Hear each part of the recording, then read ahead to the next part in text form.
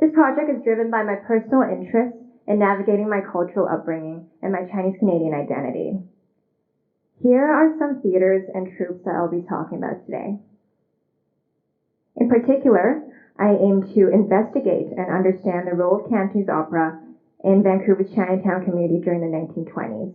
I argue that Cantonese opera and theater significantly contributed to the formation and sustaining of a thriving Vancouver Chinatown community during the decade. I'll begin my research by systematically reviewing a Chinese newspaper published in Vancouver titled The Chinese Times. It was published every day except for Sundays from 1914 to 1992 and documented Vancouver local news and entertainment, Canadian news and politics, Chinese and global news. My methodology is influenced by Dr. Nancy Rao's 2020 Li Xuefang meets Mei Lanfang article, where she closely examines a Shanghai newspaper titled Shenbao to trace two-star opera performers meeting, Cantonese opera's popularity in Shanghai, and similarities between the genres San Francisco and Shanghai migration. I use the same methodology to review the 1920s decade of Chinese Times for investigating the Cantonese community's everyday experience in Vancouver and how Cantonese opera music played a central role in the establishment and development of a prosperous community. Reading Chinese Times was the most obvious choice for investigating this topic in its Vancouver context. Dr. Nancy Rao, for one, had already mentioned the newspaper in her 2017 book titled Chinatown Opera Theater in North America, but to this day, no one has reviewed this newspaper methodically. And another important reason is that the Chinese Times has recently been published and digitized by SFU systematically. So far, I've looked into 8 years of the 1920s decade, from and including the year 1920 to 1927.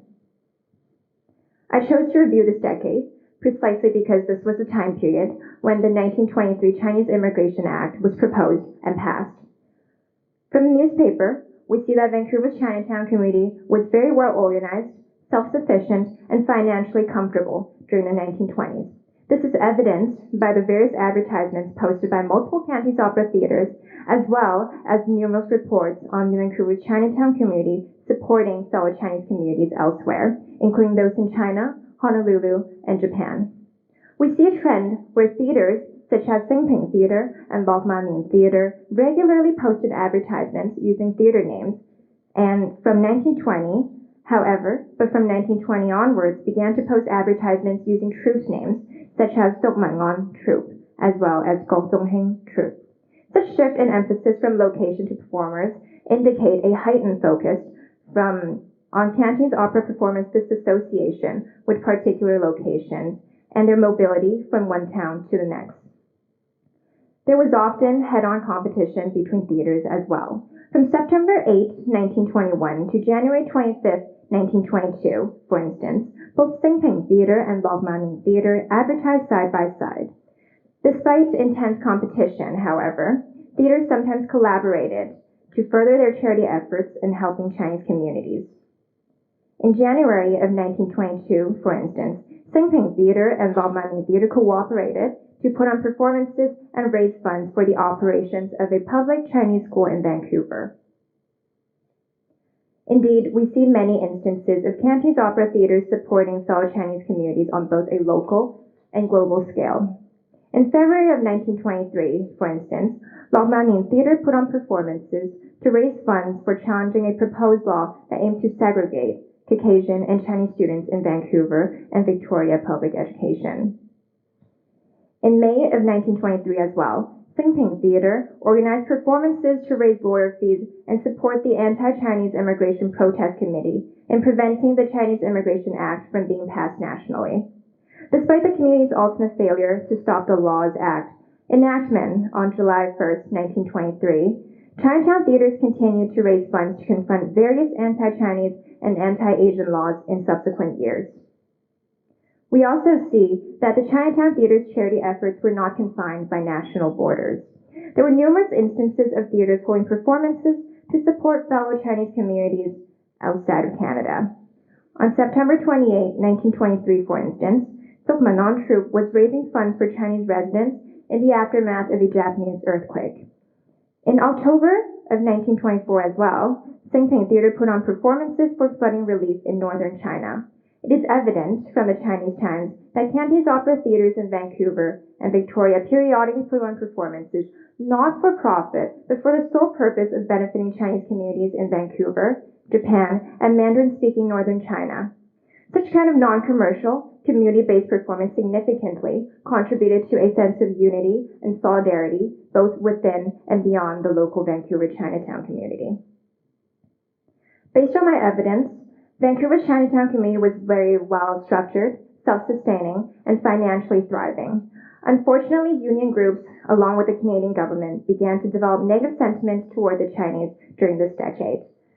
Seen as taking away Caucasian jobs, Chinese and Japanese in Canada in the 1920s encountered rampant discrimination and oppression in their everyday lives. One can clearly perceive the widespread racialized tension between Caucasians and Asians in British Columbia upon reading the early 1920s of Chinese Times. In particular, the former group felt uneasy and threatened, which developed into open animosity and structural racism upon realizing that the small Chinatown communities in Vancouver and Victoria have grown to be very resourceful enough to simultaneously sustain multiple Cantonese opera theatres and financially support the publishing of a daily newspaper, as well as actively mobilize to help local and transnational Chinese communities. Yet, the Cantonese community was not politically powerful enough to disrupt the implementation of the 1923 Chinese Immigration Act. My findings indicate that it was precisely because Chinese communities in Canada have become so self-sustainable, coordinated, and united that local Caucasian groups lobbied the Canadian government to pass anti-Asian immigration laws, such as the 1923 Chinese Immigration Act, also known as the Chinese Exclusion Act, to stop virtually all Chinese immigration. The point of my research is not to blame the Canadian government for their past racial prejudice or acts of racism, nor is it to absolve politicized unions such as the Import Customs Business Committee and Farmers Committee from historically oppressing and banishing minority groups. Rather, by showing that Chinese communities were flourishing despite such a long history of anti-Chinese racism in Canada, I argue that Cantonese music and theaters played an indispensable role in Chinese community formation in British Columbia up during the 1920s. Ultimately, anti-Asian and anti-Chinese racism remains ongoing today. While the COVID-19 pandemic has magnified anti-Asian racial tensions in Canada and around the world, the Chinese Times reveals to us that racism has had a long history here in Vancouver. To this day, there continues to be stark differences between my immigrant family's everyday experience and my daily experience as a Chinese Canadian who is fluent in English. With this research, I hope to shine a new light on the Chinese community's resilience, strength, and unity both a century ago and today. At the end here, I would also like to thank and acknowledge all those who have supported me during this research process. Thank you.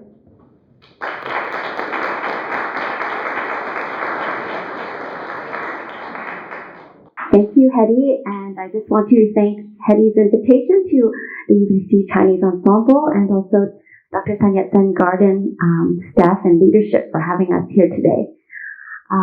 The UBC Chinese Music Ensemble is one of the earliest non-Western music ensembles established at UBC. It was established in the mid-1980s and became a four-credit class, I think, as early as the early 90s. And we're really pleased that the ensemble is still in existence, as it was on hiatus for about 4 years, about 3 years before this. So we're really grateful to have the opportunity to continue to make Chinese music in Vancouver and at UBC. Just to give a small introduction about the two pieces we're playing, the first piece is Yu Da Ba Jiu. So the rain hitting the banana leaves. So this is Cantonese pieces tend to be very descriptive in nature, a little bit programmatic. So you should be able to hear the sound of raindrops on the banana leaves. Both these pieces we're playing have sections, a little small motifs that are repeated and have very contrasting elements in terms of contrast of short short articulations, long phrases, graceful phrases, as well as there's a bit of humor in it as well. And I'm sure you'll be able to hear that as you listen. The second piece is Hontinglei, or Thunder in the Drought. So again, a lot of references to nature, and the first motive starts with a and that is the strike of the thunder. So again, very programmatic, but also very joyful in nature. All the Cantonese pieces in the repertoire tend to be quite short, but also very joyful in nature.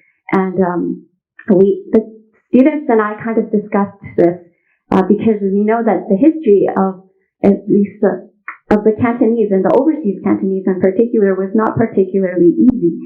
And we thought that it was appropriate that they gravitated to very joyful types of instrumental music to uplift their spirits. And these two pieces were very popular in the 1920s and 30s. Instrumental music was always like the younger sibling of Cantonese opera. So Cantonese opera has always been the main and most prestigious music tradition in Cantonese culture. And I think that we can say confidently that instrumental music kind of developed out of that and in conjunction with it. And these are community pieces that people played in their living rooms, at tea houses, to relax, to enjoy themselves. And I think you can pick up some of that kind of community joy and atmosphere. These two pieces in particular were found in a very important compilation made by a musician named Qiu Hechou in a book called 闲个必读, and it's a very historical and important book. So without further ado, I'll invite my students onto the stage and I hope you enjoy the music.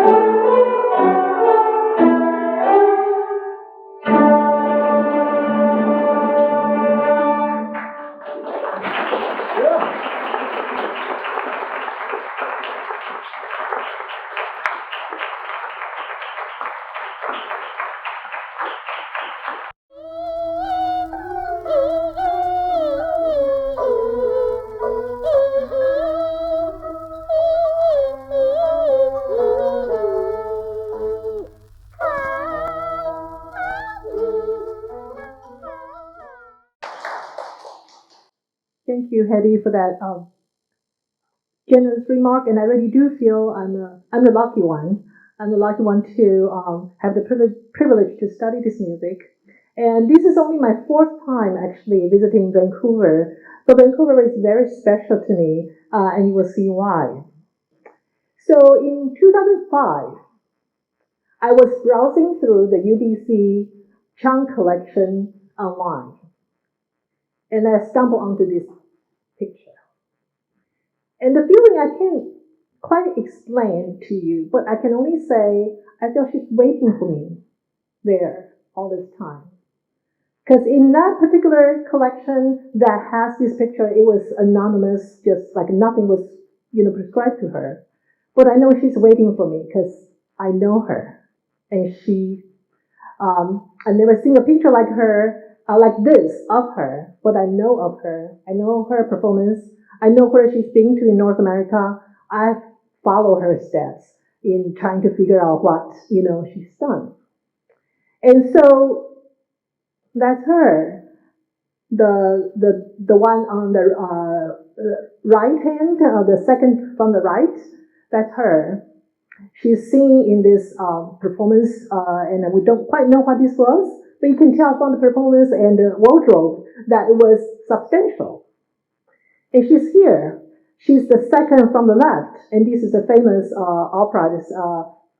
It's about Pan Jinlian. So she's playing this woman who's been led away because suspected that she killed her husband. And she's also here. She's there in this kind of warrior play, right? And these were all pictures of stage performances from San Francisco in 1920s. And as you can see, I saw her on stage in all sort of pictures, but I never saw one that's as beautiful as the one that she had, like that, portrait. And it was an amazing moment for me to see her in her true self. And another thing that's really important for that picture for me is that I know when some collection would have a picture like her, a picture like that of her, it means that the community treasured her, right? So she's not only someone on stage, performing, but she's someone who was adored by the community. And that's why that particular performance, particular picture was really stunning to me. And I really love that. And therefore I know that Vancouver is the place where I would trace her, because I have this strong feeling that when she was in San Francisco and performing in those, in those beautiful stage, she was there after she's been somewhere else first. And that Vancouver picture was the place that she began. So that's her name. Her name is Guan Yingling. And you can see on this really phenomenal picture that she was actually truly adored. On the very top, you can see that this is kind of decoration that has actually her name encircled in two things. And then in the middle, that's her. And that's whole range of performers showing her in this particular role. And that was the troupe that's called Le Wan Nian that Emily had shown us about. And this was a picture from 1922. It was a very important picture, and you can imagine the community had such respect, not only for her, but also for the troupe that was, so grand, right? And I must say, Chinese community, it should be very proud to have this picture, because I've never encountered anything like this in my research. This is just gorgeous, and it's in Chang collection. So from this picture, can you already tell there was a lively Chinese theaters in 1920s, right?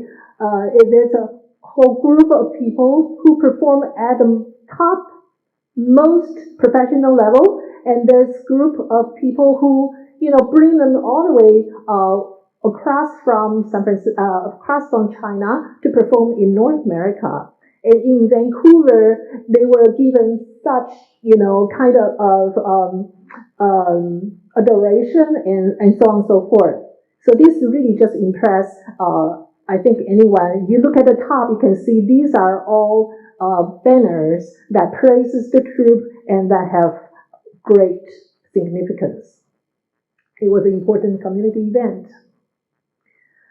So this is a theater that that was actually the location where the troupe was performing, and it's formerly called the Imperial Theater. And this actually was the exact picture of 1921. So I imagine they must have transformed this theater into a Chinese theater, and we have proof of that.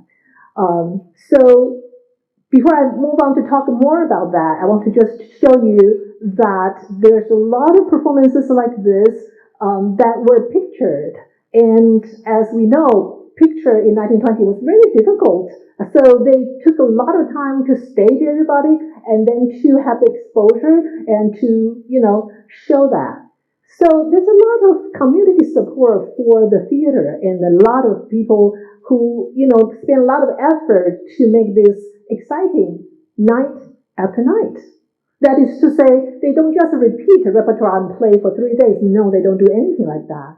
They put on one of these, and then they put on another one like this. And there's, as you can see, you can probably see there's an airplane at the top, right? And there's at the bottom, there's people who are, I guess,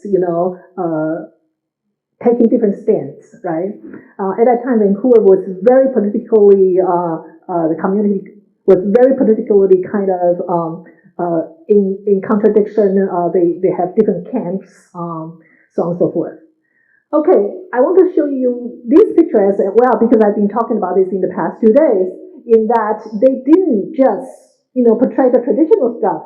They also have fancy stuff. They were influenced by Hollywood and also the pictures that were part of the kind of things they want to experiment, right? So this is a combination of these traditional people in the Ming Dynasty kind of wardrobe as well as this. It's just fascinating.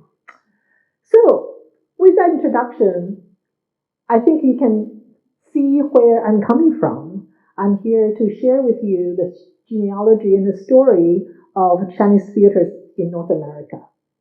And that 1920s was an exciting moment, and I'll tell you why.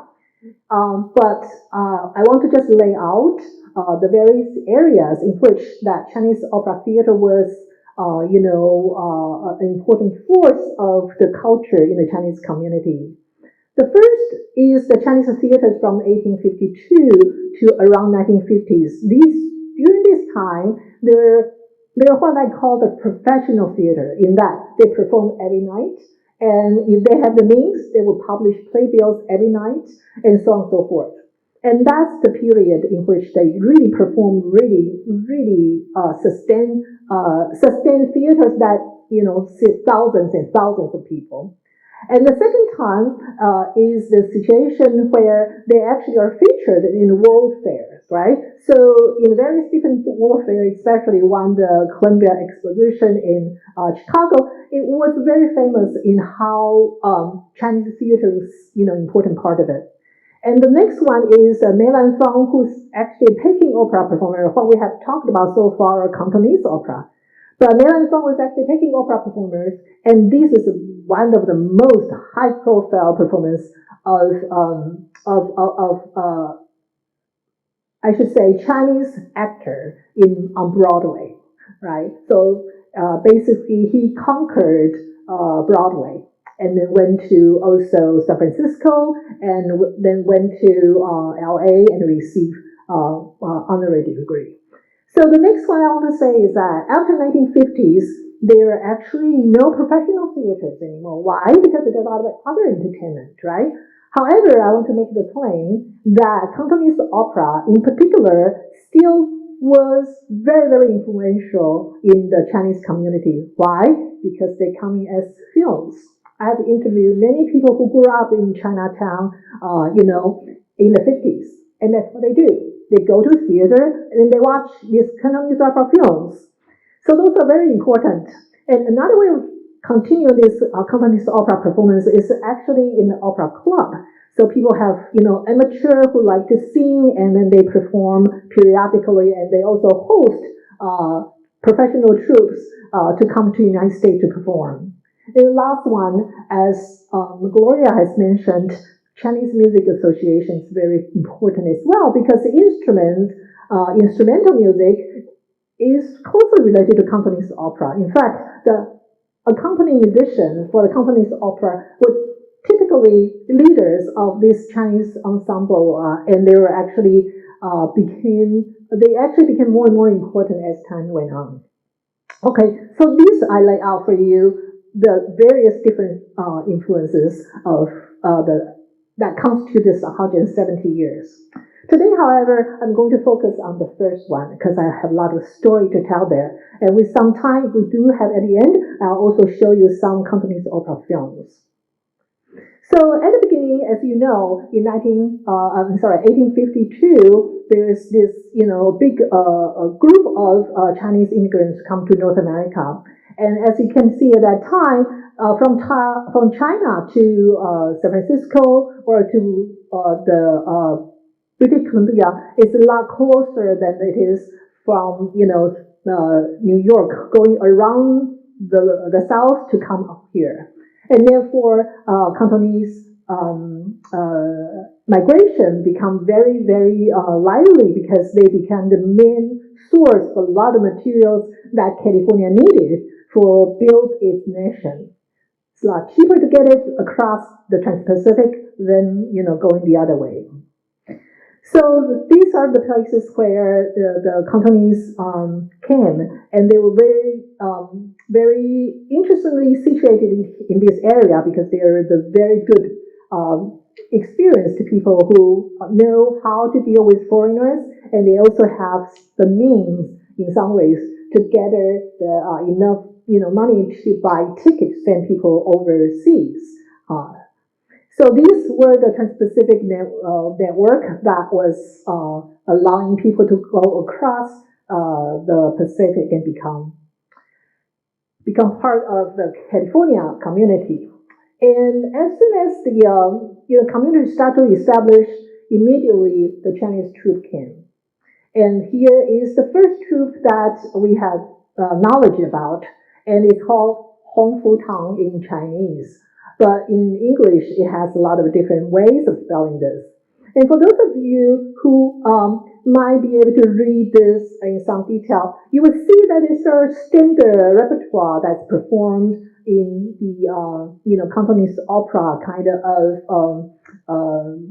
the kind of opera you perform on the first day of you premiere in a place. These are the typical performances, typical opera. One of them is called 六国风相, right? And they have a lot of important roles and costumes that they present themselves in the most glorious way ever possible. Another important thing to remember about this, as you probably can't quite tell, is that this whole troupe has 123 people. So to bring a troupe of 123 members, it takes a lot of money. In fact, they almost, occupy the whole troupe, whole vessel that bring them over. The whole vessel brings something like 156 people, and 123 of them were the performers. And many people don't know of these three people, okay? But they tell us a lot about this Cantonese opera troupe. And that is because they were actually important people. They were not just anybody. They were leaders. They were trained in the missionary school. They're bilingual. And so a lot of these people, especially Norman Yat-Sen, came as early as 1850 and was very high profile in engaging with the community. They organized all sorts of parades to celebrate, for example, Washington's birthday, or to celebrate July 4th. So we have records of Norman Ah-Seng being one of the Chinese leaders that participated in those important events.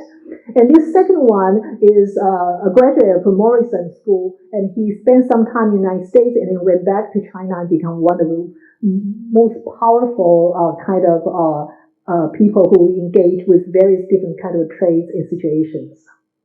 And there were also people, these leaders who brought Chinese opera troupe over, were also the people who stand up to afford the community to the mainstream political situation. So when anti-Chinese sentiment start to rise and they start to have, different ways of just kind of targeting Chinese immigrants and so on and so forth, these are the people who spoke up to the government at the time and say, you cannot do this to us. This doesn't go along with your founding principle of the United States, and so on and so forth. So they were powerful people. So I think it's really important for us to remember, perhaps, that at that time, the powerful people in the Chinese community wants to have Chinese theater in North America, because it's a way to help them expand their influence, to show the culture, right, and to impress, indeed, of the people who are probably, have much less civilization than Chinese, right? They're proud. So for a whole week, that Hong Fu Tang troupe performed, and they put on advertise every single day in the newspaper. And as we have the record now, they play different things every night. And not only in California that they know about this, New York also reported about, hey, there's a Chinese troupe in San Francisco, right? So they were all kind of paying attention to the Chinese troupe actually in North America. So it was a big event for everybody. However, it's hard for us to study these Chinese theaters. Why? Because their names are very, very different. Depends on who's writing the reports, right? So these are the different spelling of that particular troupe that I can find in the newspaper. I'm sure this is not all. So for anyone who wants to do this study, you actually really have to dig and have to, have the imagination to think how to do it. But this just gives you a kind of funny way of showing how they can be all different. Another important point I always like to bring people to think about is that at the time in San Francisco, there's almost no opera production. Imagine, it was expensive for them to bring opera production, right? So all they have, for the most part, were performance of one singer, two or three, right? Or two or three kind of people for English drama. It was nothing huge. So Hong Fu Tang began its performance in San Francisco in 1852, and that was only a year and a half after the first fully produced European opera that was performed in San Francisco. And in fact, 1882 was a year that there was not a single European opera produced in San Francisco. And so this company's opera troops that has 123 people, imagine, 123 people on stage and then the instruments, right? They have such a showing, and the theater space, we were just talking to another historian that tell us it's actually 2,000 seats, right? So it was a big splash, and it was really significant event. Okay, so they didn't stay in San Francisco. They were attracted by a contract by a manager, and who took them across the South and on the boat, under one of the ship, and then go to New York to perform. And they perform at this place that's called Midland Garden, right? So unfortunately, that was not a good move for them, because the person who was the manager that brought them over was American, and then cheated them and then took their money, or took whatever the money and then ran. So it was not a successful event. However, it doesn't stop, the opera to continue to exist in America. And that's because there's demand. So at that time, the mining country has a lot of Chinese who were, not only digging gold, but also, building the agricultural development and also do the forest kind of work and doing a lot of fishing, kind of so on and so forth. So these are all the places that I shown here that have indication of ever hosted Chinese theaters. So Chinese theaters were built actually in these places, and sometimes they were performing in the theater already existed. But if the place doesn't have a theater, no problem, they build one, and that's very lively and important. And these are all the cities. All the towns in the inner part of California, Northern California. They call them mother lode, right? That actually had Chinese theaters present. And you can see that it's numerous, and it was very interesting way of thinking about. Because I think it's very interesting to think about, because in China they perform that way a lot. They perform along the river to the different villages. So for them to come and perform that way in North America, it was nothing new, really. So at the same time, when they are performing in the inner city, interior of California, they also continue to appear on different stages in San Francisco. And this is one of the ones. As you can see, this is the McGuire Theater that was very famous around that time, and they have like a feature like this. And then there's another one at Metropolitan Theater, and it also has troupes that perform in a very prominent way. These are not long performances. Actually, I suspect that they actually perform in Chinese community regularly. And then this, San Francisco theater also want their presence, so they would contract them to perform in these larger audiences, larger space for the American audience, right? So they kind of going back and forth. So as you can see, this is what I'm talking about. 1867 was still the time when we don't have one Chinese theater devoted to only Cantonese opera. But we do have the city directory, a mentioning of 2 Chinese theaters in 2 particular locations. Okay? And so it goes to show that in addition to the mining towns, in addition to the San Francisco large theaters, they also have different locations that continue to perform. We don't know a lot about them because they don't show up in newspapers. However, in 1869, something big happened, and that is the completion of transnational railroad, right? Transcontinental Railroad. And after this railroad was completed, it was not actually really complete because it only go as far as Sacramento. But at least there's a way for people from the east to take the train and go all the way, and then basically overcome all those difficult lands of Rocky Mountain and can arrive at Sacramento. And that means they have a way to see what's happening in California, which was mystery for the rest of the country. And so after that, then they start to see that Chinese theaters were really important part of the San Francisco community. So the first Chinese theater that was built exclusively for Cantonese opera was built in 1868. And so as soon as the railroad is built, the theater show up in the magazine in this one wood engraving.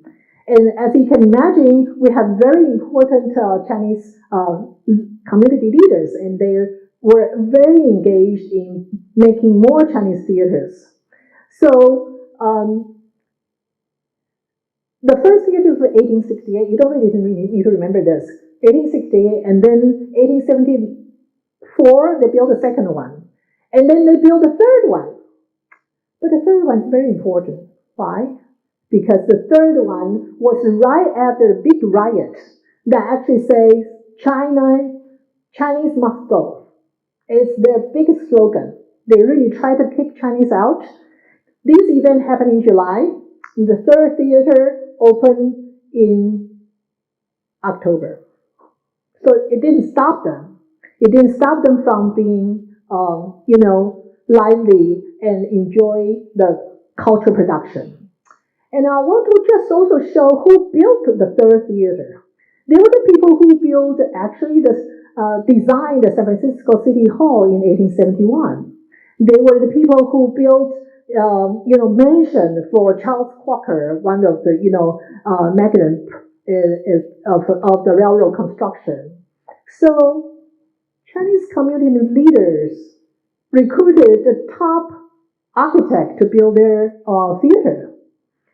And we don't really have a lot of pictures surviving from that time, unfortunately. And this is one of the ones that shows this fourth theater that was built in 1879.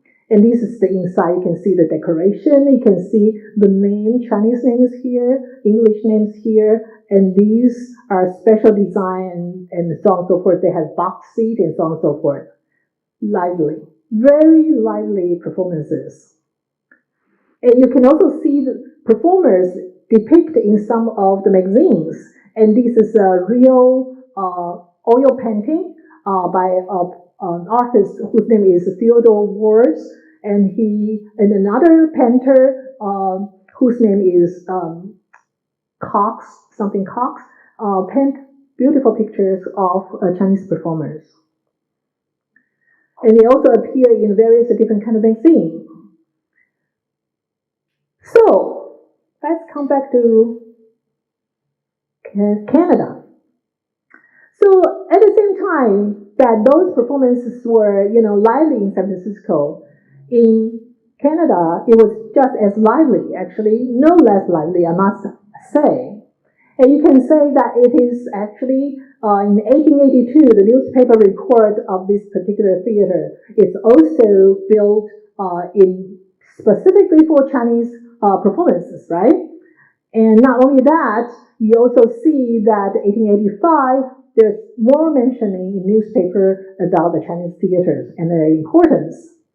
And we also, from the map, can tell that they actually do exist. So I have here marked for you A and B. These are in Victoria, and these A and B are two Chinese theaters. And you can see that they're very lively. So 1913 is the time that this map was made.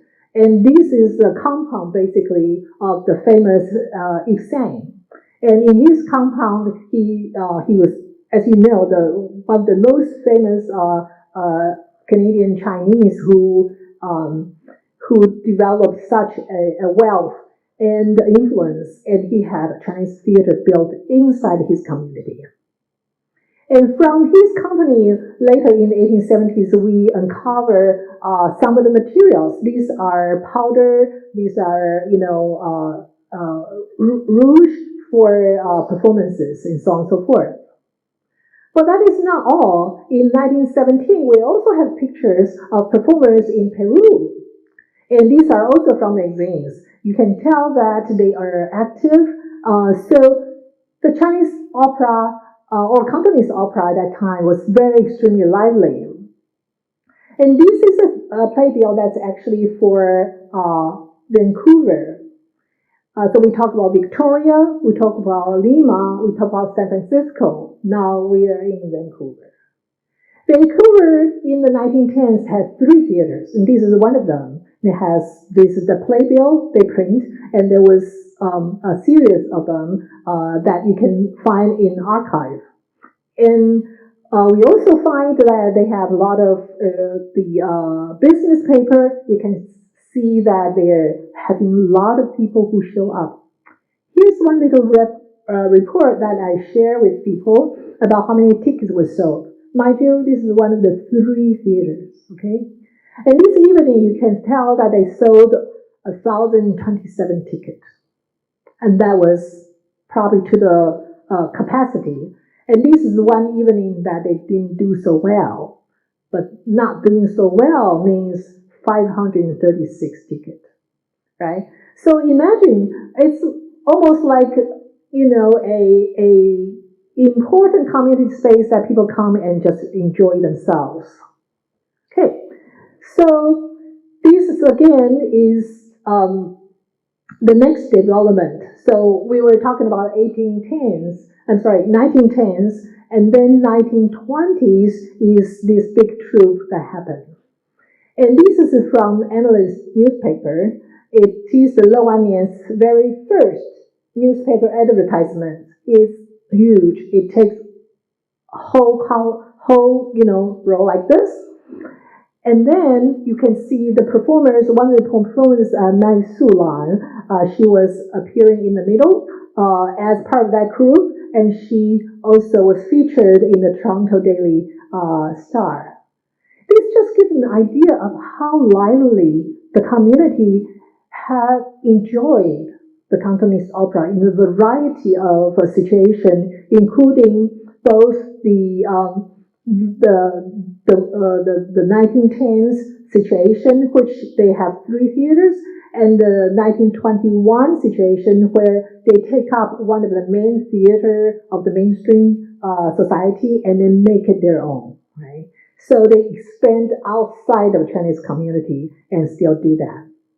And then they also play an important role in creating a renaissance or a second gold era of Cantonese opera in North America. Why? Because in the United States, it was impossible to have theaters. The Chinese exclusion killed the pipeline of actors, and the fire and earthquake killed everything. So it was up to the Canadian to bring the theater down to them.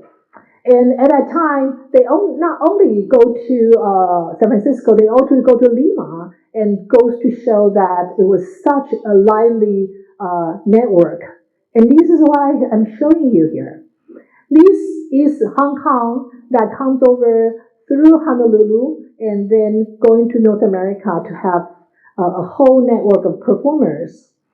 And then the Canada played yet another important role. Guess what they did? They not only have theater in Vancouver, but also they sent people to have theater in Honolulu, right? So this is a company called Kyohin company. They send people and engage a whole troupe to perform. This is one of the playfield there, and this is the kind of performances they did. So I want to play for you a little bit of my favorite song from that time, and this is from the Li Shifang.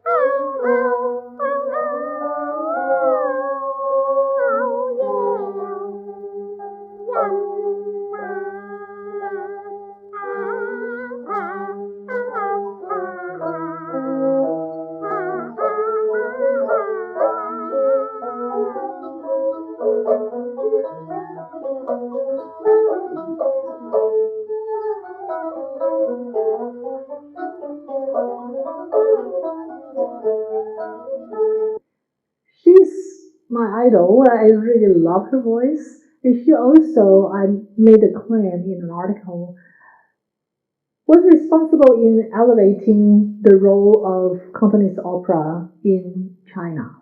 I made a claim about how she made the Cantonese opera such an important performing art in Shanghai, and such that she was compared to the Peking opera performer Lan Fang during that time. And this is goes to show how her record was actually, advertised in the newspaper. And this is actually a newspaper in New York. This is not even in San Francisco. But you can see that at the technology at that time was able to really,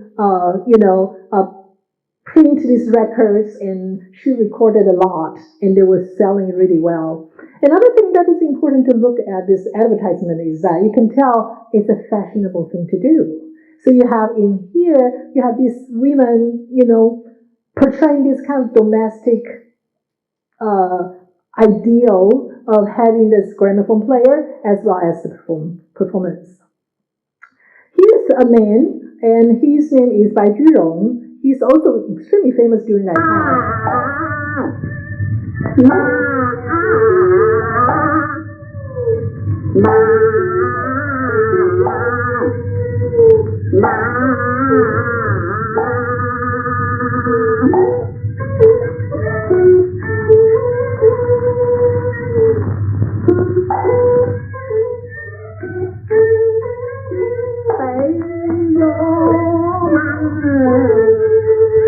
Actually, I'm going to play from the beginning. The opening is actually really interesting, the introduction from the instruments.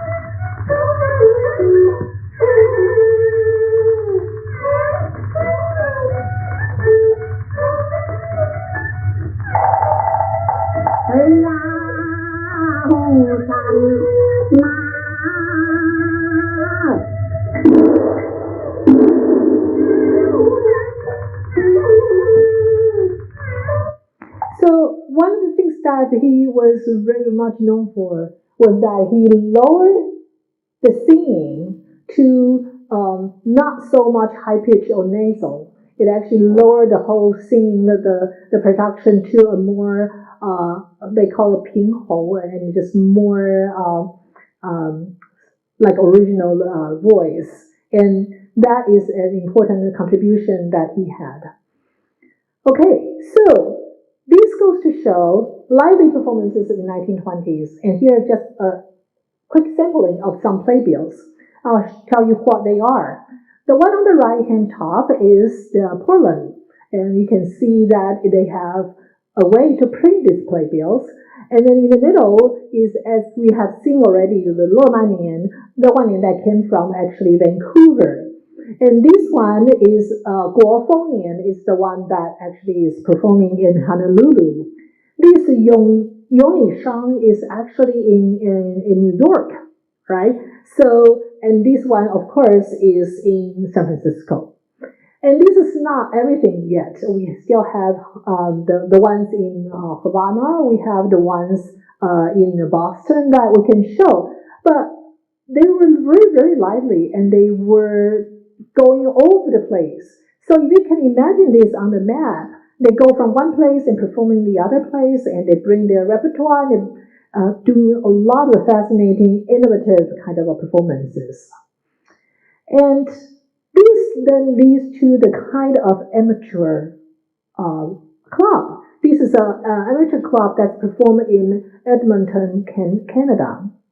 As you can see, they are very elaborate, and they also put together something that's very much look like a professional. And this is a way for you to kind of appreciate how they were. And I'll show you a few more of the production in the 1920s. And I want to add to say that Cantonese opera, as well as the other Chinese opera genre, normally didn't have stage backdrop like this. So this is a new thing, and I think it's related to the ways in which that they're in North America, right? And they want to have all sorts of different fancy things. And I think Shanghai probably adopt this as well, but not everywhere else. So this is another one that goes to show how they were lively performing the contemporary event. And this is the most bizarre one that I found, which is that you have someone wearing tuxedo and you have someone wearing Ming Dynasty dress, and they somehow make a story that makes this work. So one can only imagine what that story must be like. I can't. And they don't exist because they're playing from the plot line. And this is another one that shows an elaborate setting. So some of these are actually stage prop, right? So it's two-dimensional kind of backdrops. Okay, so those were in the 1920s. And then in 1930, Mei Lanfang himself came to North America, as I mentioned, and he performed in Broadway. It was supposed to be 3 weeks and extended to 5 weeks because it was so lively. And then Macy, the department store Macy, also named a flower after him. And he was this is a whole report in New York Times. So he was truly admired during that visit. And this is his welcoming photo for his arrival in San Francisco. And this is the mayor during that time and all the other people, showing how Chinese community really view Cantonese opera, view Chinese opera as a way to help them establish their, prestige with the community. Okay, so up to the 1930s, Chinese theater was the primary performance element, right? So you go to the theater and you watch the performance, the live performance, the only thing. And in 1930s, you start to have sound, right? You have to have radio. So movie becomes something that took people's attention, and then theater that perform, Cantonese opera was not the only thing people get their enjoyment out of. So what did the Chinese performer do? Well, they start to make Cantonese opera films. And this is actually a Grandview film company that was established in San Francisco. And this is one of their movie. It's actually complicated. They established in San Francisco and went back to Hong Kong and then went back to San Francisco again after the war started. But guess what the story is about? Can you make a good guess?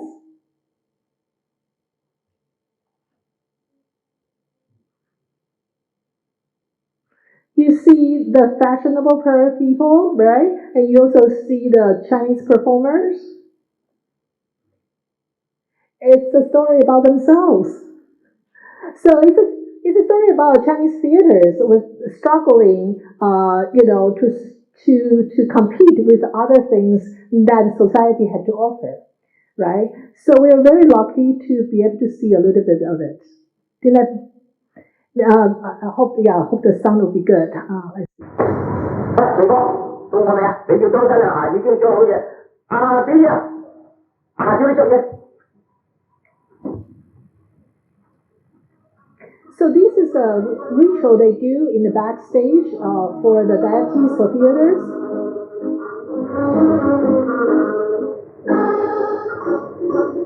So you can tell the music is not what they perform in the theater.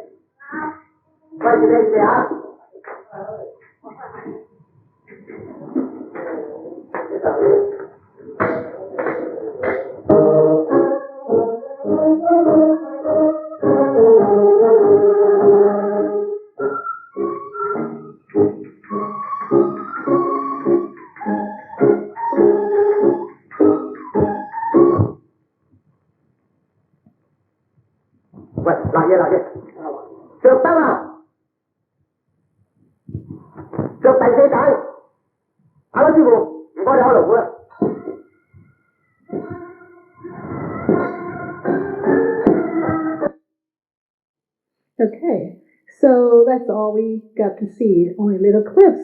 But these are theater performers. So in newspaper, it actually talks about how these theater performers shoot the films, right, in the film set, and then change their clothes and run across several streets and to perform on stage in a Cantonese opera, right? So they do both. They do both to kind of remain relevant to the community. But what happened when even this is not there anymore?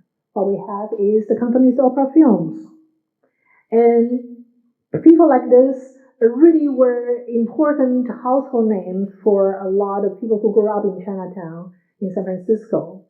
And one person, Tan Anqing, was actually a performer in North America. But when she was in North America, she played the leading actress, female role. And by the time she's performing in these films, she's playing a kind of comic role. You will see her playing the comic middle-aged woman.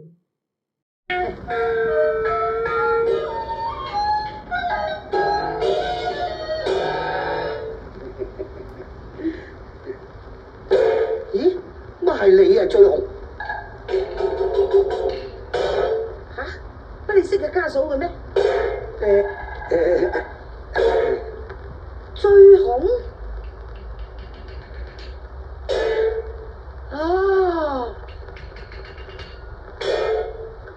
咁我又明白啦。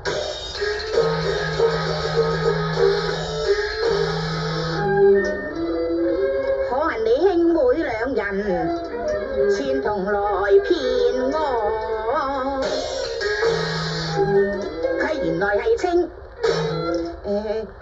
清貧女子，點能共乖仔你定呢咯？我要解除婚姻，大好良緣，難錯過。死者保證人係我阿嫂雙錢財問你哋寫一定。I want to add is that the Chinese films during that time not only have this Cantonese opera film, but also has these, kung fu films. And they were also very much, performed by people who were taken this acrobat in Cantonese opera to perform as a theater. So these became one of the important cultural, production that was kind of shared by different community of Chinese all over North America, right? Because they have the film production and they were shown in various different cities. So I think basically in my book what I wanted to show is that Cantonese opera and also the Chinese theaters were such an important part of Chinese communities. And today we don't really get to learn a lot about them. And why? It is for many complicated reasons. But I want to make a claim that the history is there for us to kind of explore and understand with this kind of full-hearted kind of pursuit to see what it must be like for those people to be in the theater and enjoy the music, enjoy the sight, whether it's on the silver screen or whether it's on a real person performing. And we still have a lot of opportunity to understand what it means to have the Chinese theater in the community for all this time. So thank you very much for your time.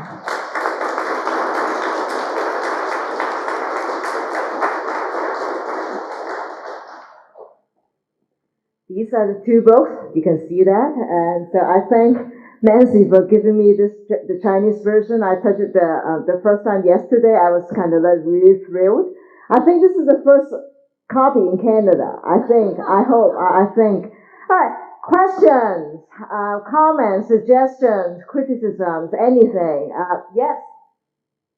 I just want to know, was the opera, was it affordable for all members of the community to attend, even the poorest members? Would they be able to afford to go? Would they have been allowed in the theater? Yeah, they would. And in that particular slide, I show the audiences, a number. We show the different price of the tickets. And very, very luckily I was actually. So in that one I show the number of people who show up on in each night. You actually show different classes of tickets. So they were affordable. And I also just recently uncovered a very important document that allows me to see that they pay only 10 cents in 1879. And 10 cents is also the amount they pay for a cheap meal. If they want to splurge, they pay 20 cents for a meal. But 10 cents allow them not only to see a show, but also go in and out. So the 18th century, 1870s and 80s was a fascinating time to study. Why? Because they play 3 shows. They play one at 12 o'clock, one at 4 o'clock, and one at 7. So that's how popular they were, it can sustain that.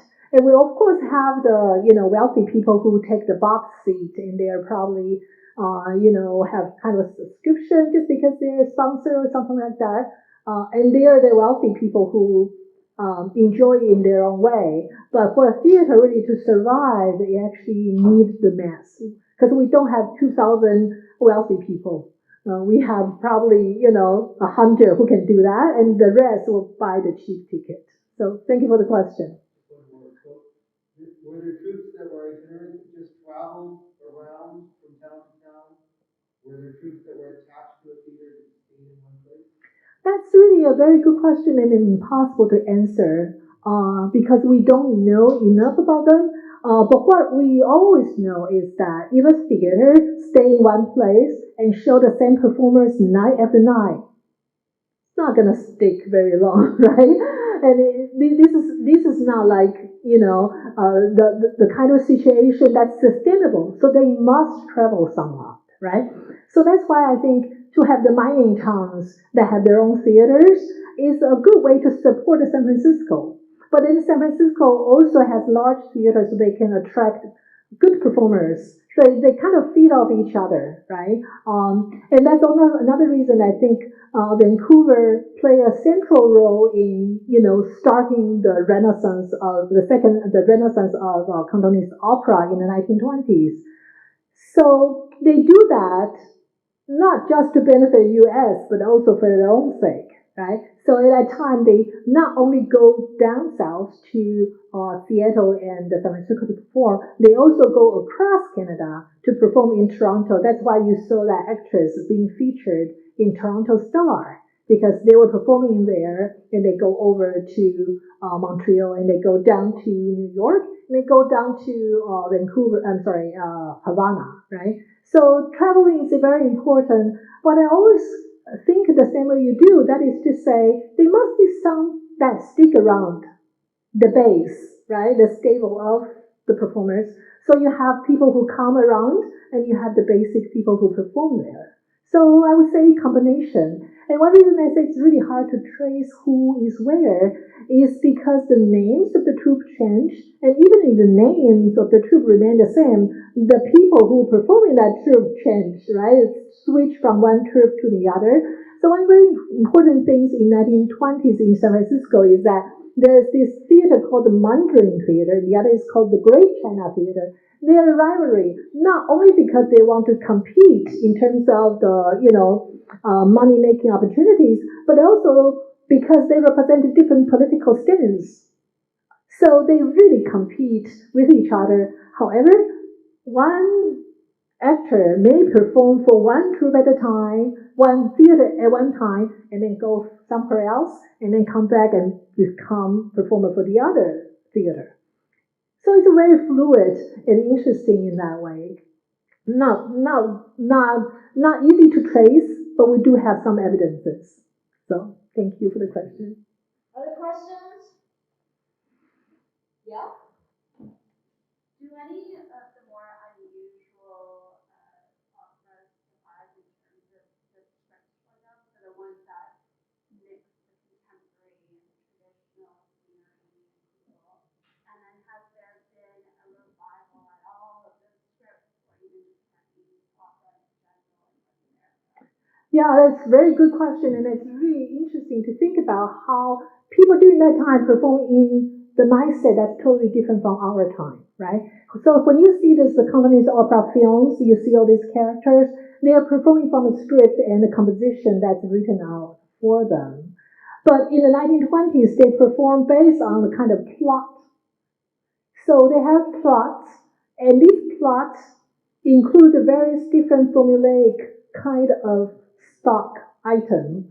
So, for example, if two people are going to, express their love for each other, they sing particular type of melodies and accompaniments, and also the setting. And if they are going to, if one hero figure is coming to rescue a woman who's jumping into a river, they have that kind of plot. So a lot of little plot like this become the basic training for the Cantonese opera troupe during that time. So when you come on the scene, it's very famous during that time that they do not need rehearsal for the most part. You come on the scene, and then there's someone called the 开戏师爷, meaning the person who basically a producer and director. He will tell to the performer, you're doing this, you're doing this, you're doing that, and they post something on the backstage to show what each scene is about. So everybody follow that scene, know who to come up and what you should sing. So they give a lot of room for improvisation, and in particular bridging, as you can imagine, one particular formulaic thing with another formulaic thing. It takes a lot of talent to bridge one to the other. So that's the important part of the training. And so for that reason, unfortunately, we don't really have much left. And sometimes I also wonder whether those operas actually do not get to perform more than once or twice. Because some of those pictures you saw, right, or the stage production just seems so fantastic, like so innovative. And it's hard to imagine that they get reproduced again. So very, very fluid in that way. Depends on what the audience needs, and depends on what sometimes the performers themselves can become 开戏 or become kind of steering a plot. It's either based on a contemporary story or something else. Yeah. So yeah, I wish they leave us more, isn't it? Thank you. Other questions? Alex. So our class, Cantonese Music and History 27 at UBC. I'm sorry, can you be a bit louder? We recently visited the Museum of Anthropology at UBC, and we learned that there's a very large collection of Cantonese artifacts. And we learned that the performers didn't bring it back to China or HK. Why do you think that is? I think it's complicated in the sense that they don't necessarily belong to the performers. They're the asset of the troops, I think, a lot of times. And I think the famous performers like Li Xuefang or Bai Jurong that I played the recordings of, they're the true star during that time. And only those true stars bring not only their own wardrobe, but this kind of banner that has their name on it, right? And the table draperies that has their name on it. They are the people who travel. One performer whose name is Huang Xiaofeng. She traveled with 60 boxes of stuff. So and she has people who travel with her too. So those are the people who bring their own stuff. And for the rest, then the performer, the theater kind of has to supply that. In fact, Emily will read about this in 大汉公报, and that is around the 1918. There was a theater that was closing up and selling all its goods, right? And not only does it sell, I think, the props and stuff, it also includes wardrobe. So it's part of the asset of the theater. And if you think about how expensive those were, you saw those costumes, right? That's so impressive. They're very expensive. So whether or not a regular performers can actually afford it is really a question, right? So yeah, so I think those left here probably because these people either bring it or come and the troupe just decide to keep it here, and there will be a reason for its future use anyhow. So yeah, UBC has the anthropology museum's collection is just phenomenal. Yes. So after I don't know if you know, after the Chinese Discrimination Act comes into effect in 1923, does the physical mobility of the troops, is it affected entering and exiting the country, moving around? Does that become a problem for the performers? I actually would have to yield it to the future scholar to answer that more fully. From what I can see, I don't think it influenced anyone. I think what happened is that there's an existing kind of practice that's agreed upon. So, for example, the performers would pay $500 tax, the company would pay for it. They don't even have to pay it, it's just a bond, right? Bond company would put up $500 for each person, and the person then come in and then perform and then leave, and then the bond is canceled. So through practices like this, the Chinese actors were able to come to the United States to perform. After the 1920s, right? They finally come to agreement to do this, and at the same time, the theater would also be given a quota by the immigration office to say, well, this theater you can bring 65, that theater you can bring 45, and so on and so forth. It's quite arbitrary, as you can imagine. But they have a way to kind of keep surveillance of the actors who come in and then control the number they come in. So it's very closely watched. So I imagine the same thing if someone does devote time to study it, can probably find in the Canadian side as well. It's just very controlled. Yeah. But at the same time, I think that with that kind of broad scope, and Emily is kind of like, okay, focus on one newspaper, day after day after day after day after day, just to trace it.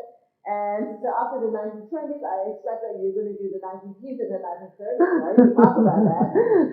And that would give us a sense of that kind of disruption and continuity. How would that really affect the daily running of the theater? And that would give us a very regional sense of how the Chinese community sustains itself. Right. That would complement this research.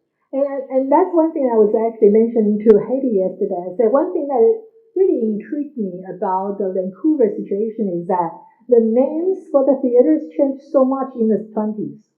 It changed quite a number of times. And I can't quite understand why. And I didn't really look into that.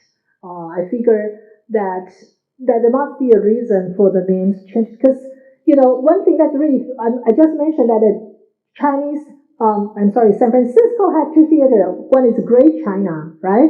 And the other is called Mandarin. And guess what? After San Francisco had its Mandarin theater, several years later, Vancouver also has a troupe that is called Mandarin. So, I think these groups kind of work with each other to form alliance. I guess that's what I'm trying to say. Form alliance so everybody share the cost, and Kyohin Company in Honolulu was getting the best out of the deal because everyone, when they pass Honolulu to return to China, the Kyohin Company would try to get the best from those returning people to perform in their theater, or they even kind of catch them before they go to the North America. So Kyohin Company is a fascinating company to study, usually from both for both the American side and the Canadian side, because it's a Canadian company, but then it's controlled and located in the United States territory. So.